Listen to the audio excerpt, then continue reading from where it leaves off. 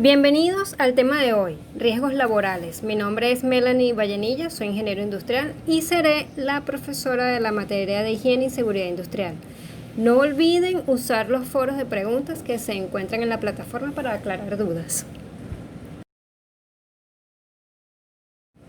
Luego de ver en el tema anterior las definiciones básicas de la prevención de accidentes y las causas de los mismos, daremos un recorrido por los riesgos y sus tipos. También veremos el manejo de materiales peligrosos, prevención y control de incendios, orden y limpieza. Los riesgos laborales. ¿Qué son riesgos laborales? Son las posibilidades de que un trabajador sufra un accidente o una enfermedad relacionada a la actividad de trabajo, el ambiente de trabajo y su propio puesto de trabajo. Estos riesgos se pueden provocar accidentes si no se toman las medidas de prevención adecuadas para minimizarlos. Ahora bien, el riesgo. El riesgo es la posibilidad de ocurrencia de un accidente, el cual puede ser causado o no, directo o indirecto de una acción, sea este efecto de acto inseguro o una condición insegura. Fíjense en la diapositiva. Existe una relación directa entre el peligro y el riesgo. El peligro es toda situación o condición que por su potencialidad de causar daño a personas, equipos, instalaciones o el medio ambiente. El riesgo es la probabilidad, oportunidad o posibilidad que el peligro pueda ocasionar un daño. Es decir, existe el peligro, por ejemplo, hay un cable en el piso. Eso es un peligro. Ahora, ¿cuándo se convierte en riesgo? Cuando la persona pasa por el cable, se tropieza con el cable y cae. Ahí está el peligro latente. Si yo paso, me doy cuenta de que está ese peligro allí y lo evito, estoy haciendo prevención. Es decir, el peligro es una situación, condición que está allí latente. Y el riesgo es la probabilidad de que ese peligro ocasione un daño, el accidente. Ahora bien, existen tipos de riesgo donde se clasificarán según el elemento. Tenemos los riesgos físicos. Este tipo de riesgo se origina de los distintos elementos que están presentes en el medio ambiente de trabajo. Muchas veces se suele confundir los riesgos físicos con las partes del cuerpo, pero en materia de seguridad estos riesgos están relacionados con la higiene ocupacional y se consideran como riesgos físicos el ruido, vibraciones, iluminación, radiaciones, temperatura y la humedad. Estos pueden causar en el trabajador accidentes y enfermedades. Por lo general, los riesgos físicos se relacionan con las enfermedades ocupacionales. Un ejemplo de enfermedad ocupacional por riesgo físico es el ruido. El ruido me puede ocasionar una enfermedad ocupacional como la hipoacusia parcial o permanente. Una persona puede quedar sorda por trabajar en una máquina muy ruidosa, puede perder la audición completamente o parcialmente. La iluminación me puede causar fatiga visual o deslumbramientos. La temperatura puede ocasionar hasta la muerte, porque una persona que tenga de repente un golpe de calor, una subida de calor muy alta o una exposición a temperaturas muy elevadas puede ocasionar la muerte a una persona. Bien, los riesgos mecánicos son los factores asociados con fallas al operar, manejar o trabajar con maquinarias, equipos, herramientas, vehículos motorizados.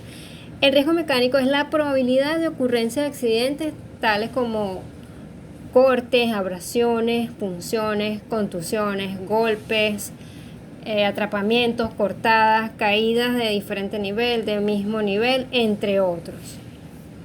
Y los riesgos químicos se refiere a los riesgos que están presentes en la manipulación de agentes químicos, sustancias químicas. Las principales vías de exposición de los trabajadores a la mayoría de estos agentes es respiratoria, por contacto, por inhalación o por ingestión, siendo la más frecuente por contacto o respiración.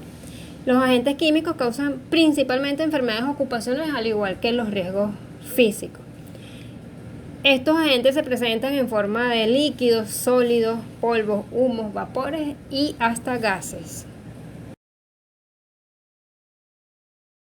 Tenemos ahora los riesgos biológicos. Suelen darse cuando se trabaja con agentes infecciosos, incluye a cualquier organismo vivo o sus propiedades que puedan causar efecto adverso a la salud de los trabajadores. Estos agentes biológicos pueden ser parte del ambiente o asociados a una ocupación particular, como por ejemplo los bioanalistas, personal del laboratorio, en ganadería, agricultura, entre otros. Estos riesgos son capaces de causar lesiones tales como infecciones, envenenamientos por mordeduras, picaduras de animales, hablando en el área de ganadería y agricultura, insectos, enfermedades respiratorias, dermatitis de contacto, hemorragia, entre otros. Ahora tenemos los riesgos ergonómicos, que son aquellos que se producen de la no aplicación de los principios de la ergonomía. Generalmente por el mal diseño de herramientas, muebles, áreas y procedimientos de trabajo, equipos de trabajo. Esto obliga a los trabajadores a realizar movimientos inadecuados, movimientos repetitivos, carga de esfuerzo, sobreesfuerzo, posturas forzadas, manipulación manual de carga. El ritmo de trabajo está considerado como riesgo ergonómico. Las enfermedades o lesiones que estos pueden causar son fatiga, trastornos musculoesqueléticos, entre otros. Las personas se quejan mucho de dolores lumbares, de cervicalgia, por las posturas forzadas que adoptan, y eso está considerado dentro de los riesgos ergonómicos. Ahora, los riesgos psicosociales es todo aquel que se produce por exceso de trabajo, la carga de trabajo, carga mental. Un clima social negativo, lo más común son violencia laboral, conflictos organizacionales o interpersonales, la sobrecarga laboral, discriminación, abuso de poder, acoso. Estos a su vez ocasionan apatía, frustración, estrés y una condición de apatía al trabajo. O sea, la persona va predispuesta al trabajo porque se siente con mucha carga. Y para profundizar un poco más en el tema de los riesgos, es importante mencionar los riesgos en la operación de las máquinas. Conocer los riesgos más comunes en la operación de máquinas es comprender los principios para prevenirlos. Hoy día en la industria moderna la máquina juega un papel fundamental por su capacidad de producción. Fíjense que ahorita todo es la producción de las máquinas, pues hacer una buena distribución y aplicación de los métodos para aumentar la producción. Sin embargo, su operación no está libre de riesgos. Gran cantidad de accidentes se debe a la operación de máquinas, bien sea por actos o condiciones inseguros. No nos olvidemos de esto. Por ello, los riesgos comunes en la operación de las máquinas son los puntos de operación, transmisión de fuerza motriz o engranajes, las partes móviles de las máquinas, las partes estáticas, controles y comandos. Muy bien, una vez conocidos los tipos de riesgos, podemos hablar un poco de seguridad, orden y limpieza basado en la metodología de las 5S japonesas. Un poco de historia. La historia de este método comienza en Japón. De hecho, su nombre viene designado por las primeras letras del nombre de sus 5 etapas y se inicia con Toyota en los años 60 para conseguir lugares de trabajo más limpios, ordenados y organizados. Surgió tras la Segunda Guerra Mundial aproximadamente por la Unión Japonesa de Científicos e Ingenieros con el objetivo de mejorar la calidad y eliminar obstáculos a la producción eficiente.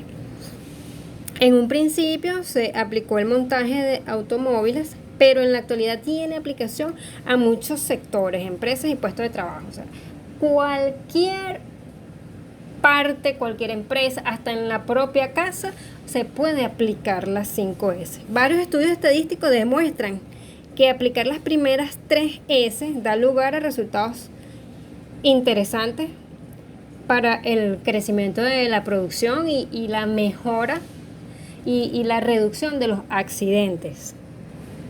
El método de las 5S es una técnica de gestión japonesa que cuenta con 5 principios simples designando a cada una de sus 5 etapas. Se trata de un método que requiere de un compromiso personal y duradero en temas como limpieza, organización, seguridad e higiene. Esto es importantísimo. El compromiso que tiene que tener el trabajador para dar cumplimiento a esta metodología y para poder mantenerla. La metodología se aplica a todo tipo de empresas, incluso, como lo dije, también se puede aplicar en la casa. Así que es bueno que entendamos qué significa cada S. Por ejemplo, lo que tenemos en la diapositiva. Seiri, que es clasificar, separar los elementos innecesarios de lo que realmente se necesita, de lo que es útil. Seito, ordenar, situar elementos necesarios, organizar el espacio de trabajo eficazmente. Como ya clasificamos lo que me es útil, ahora lo voy a ordenar. La S número 3, que sería seiso, limpiar, es eliminar la suciedad, limpiar, quitar lo que no sirve, lo que no es útil. Seiketsu, la cuarta S, normalización, señalizar el espacio donde va a estar ubicado cada equipo de trabajo o cada elemento de trabajo. Eso para prevenir que aparezca desorden y suciedad. Se suele demarcar cada lugar donde se va a colocar el objeto o el material de trabajo. Y la última es Chitsuke, mantener, la parte más importante, la disciplina, mejorar, fomentar esfuerzos para mantener lo que iniciamos con la clasificación, ordenar, limpiar y normalizar. Si nosotros logramos mantener el orden, podemos decir que no vamos a tener accidentes. Entonces, ¿por qué se dice que nada más con lograr las primeras 3 S ya estamos avanzando en la prevención? En fin, la disciplina es la voluntad de hacer las cosas como se deben hacer y tener buenos hábitos. Cuando uno tiene buenos hábitos, todo lo demás sale de una forma fácil y segura. El compromiso se basa en la mejora continua y busca sobre todo crear hábitos en base a los puntos anteriores, que era la prevención de los accidentes. Entrando en materia de prevención y control de incendio, tenemos riesgos de explosión. Las instalaciones donde se manipulan o almacenan sustancias inflamables deben diseñarse y mantenerse de manera que los escapes de material explosivo y en consecuencia la extensión de los emplazamientos peligrosos sean mínimos, ya sea en funcionamiento normal o no, en lo concerniente a la frecuencia, duración y cantidad, porque para eso existen los almacenes de materiales combustibles que deben estar debidamente señalizados con las hojas de seguridad de todas las sustancias peligrosas que allí se están almacenando con sus respectivas medidas de seguridad para evitar la acumulación de vapores. En cuanto a las explosiones, en algunas industrias es preciso adoptar precauciones no solo contra el riesgo de incendios, sino también contra el riesgo de explosiones que pueden ser muy violentas y destructivas. Las explosiones pueden ser causadas por explosivos propiamente dichos o por la concentración en el aire de ciertos vapores, gases y polvos. Entre los vapores y gases que pueden causar explosiones al mezclarse con el aire se cuentan el acetileno, el monóxido de carbono, el éter, el sulfuro hidrógeno y el metanol. De acuerdo a lo que dice la diapositiva, las explosiones, la liberación simultánea, repentina y por lo general violenta de energía calórica, lumínica y sonora. En cuanto a las sustancias peligrosas, dice que son elementos químicos y compuestos que presentan algún riesgo para la salud, para la seguridad o para el medio ambiente. Y en casi todos los lugares de trabajo se pueden encontrar sustancias peligrosas, desde el detergente que se usa para limpiar las áreas comunes como baños, vestuarios, superficies, cualquier líquido, gas o sólido que represente un riesgo para la salud o la seguridad de la población trabajadora. O sea, es decir, que el trabajador del área de mantenimiento, de limpieza, debe estar capacitado para la manipulación de esas sustancias que son peligrosas. Igualmente, así como un detergente, un lavaplatos, está el cloro, que puede ser dañino para la salud. Según la teoría del fuego, todo fuego requiere de la combinación de 3 componentes o elementos básicos para que se genere. Es la denominada teoría del triángulo del fuego, en la que cada uno de los lados está formado por un elemento imprescindible para obtener el resultado final. También han hablado de un tetraedro del fuego, pero en realidad es el triángulo: calor, oxígeno y combustible. Eso unido hace una reacción en cadena y es lo que genera el fuego. Ahora, ¿qué es el combustible? Cualquier material capaz de arder. Pueden ser sólidos, líquidos, gaseosos o metales. El oxígeno, sustancia que en combinación con el combustible favorece o permite la combustión. Y el más común, bueno, el oxígeno, lo acabo de decir, y se encuentra en el aire en una proporción aproximada del 21%, ¿verdad? El calor es la energía mínima necesaria para iniciar un proceso de reacción química, cualquiera que sea su origen: fricción, una chispa, resistencia eléctrica, una llama viva. Eso puede generar calor y por lo tanto la reacción. De esta manera podemos generar el fuego. En esta imagen podemos ver de una forma gráfica la reacción en cadena que genera la combustión, el fuego. Fíjense que el calor y la luz producidos por la combustión nace a partir de una reacción química de oxidación generando llamas, y es la manifestación visual del proceso de combustión. O sea, cuando usted vea la llama es porque ya allí está manifestándose el fuego, y es donde debemos actuar para controlar el incendio, o sea, mayor. El fuego también tiene su clasificación y lo podemos clasificar por clases: clase A, clase B, clase C, clase D y una clase K. Fíjense que los fuegos de clase A son todos aquellos fuegos generados por materiales combustibles sólidos como la madera, los tejidos, papel, plástico. Los fuegos clase B son los generados por líquidos combustibles flamables como pinturas, grasas, solventes, gasolina, queroseno, todos esos combustibles, materiales peligrosos, catalogados como fuegos clase B.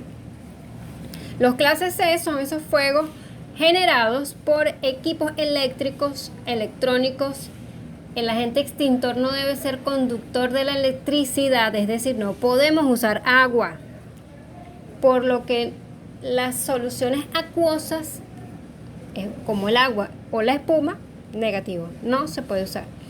Los fuegos clase D son fuegos originados por metales inflamables como el sodio, magnesio, potasio, entre otros. Allí también está el ejemplo de los carros cuando se incendian. No se debe usar agua porque puede haber una segunda reacción que puede, bueno, terminar en desastre. Y los fuegos clase K son esos fuegos generados en la cocina, fuegos de aceites vegetales o grasas animales, y existen extintores especiales para estos fuegos generados por los aceites vegetales y grasas, especialmente en la cocina, y contienen una solución acuosa de acetato de potasio. Fíjense que cuando hay incendios en la cocina, tampoco podemos usar agua, porque eso va a hacer es que, recuerden que el aceite y el agua no se mezclan. Entonces, si es un sartén con aceite que agarra fuego, si usted le echa agua, va a expandir por todas partes ese fuego, porque el aceite va a reaccionar, va a repeler el agua, y entonces ya ese aceite está hecho llama y va a regarse por toda la casa si ocurre en la casa. Entonces, cuidado que cuando ocurra un accidente o un incendio en la casa, eviten usar agua. Lo tapan con un paño húmedo, sofocan el fuego tapándolo, pero nunca echándole agua. Los métodos de extinción de incendios. Si se parte de la base de que los factores que intervienen en la generación del fuego es el combustible, el oxígeno y el calor, que forman la reacción en cadena, la eliminación del fuego o la extinción del incendio se puede dar simplemente eliminando uno de esos tres elementos. Fíjense que es un triángulo, ¿no? El fuego está compuesto por un triángulo. Si yo quito un elemento de ese triángulo, ya yo estoy extinguiendo el fuego.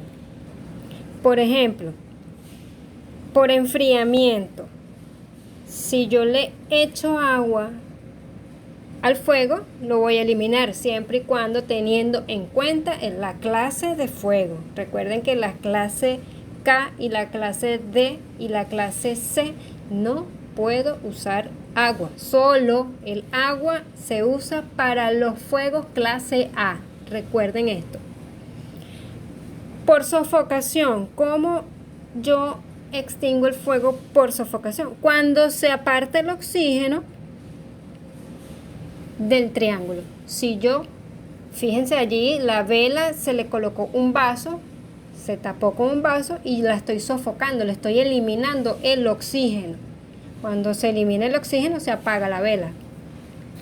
También tenemos por inhibición, que es la eliminación de la reacción en cadena. Al yo quitar uno de los tres, ya estoy inhibiendo el fuego, se elimina. Y la eliminación del combustible, que quiere decir que estoy eliminando lo que está generando el fuego. Por ejemplo, si el fuego es generado por un poco de madera, un poco de palo, yo quito la madera de lo que se está quemando. Bueno, yo de esa forma puedo ir aplacando el fuego, puedo ir controlando para que no se expanda el fuego. En conclusión, el fuego está generado por tres elementos, que es el oxígeno, el calor y el combustible. Al yo eliminar uno de esos tres elementos, ya yo estoy eliminando el fuego. Y también podemos hacer uso de los extintores, que más adelante veremos esta clase del uso de los extintores, y es una forma también de controlar. Cuando ya el fuego es muy grande, se recomienda es llamar a los especialistas, llamar a los bomberos. Pero cuando yo tengo un incendio en estado de ignición o es pequeño, yo lo puedo controlar con un extintor o aplicando uno de los métodos ya mencionados. Una vez más, gracias por su atención. Espero que haya sido de su agrado el tema de hoy y recuerden usar los foros de preguntas para aclarar dudas. Hasta la próxima.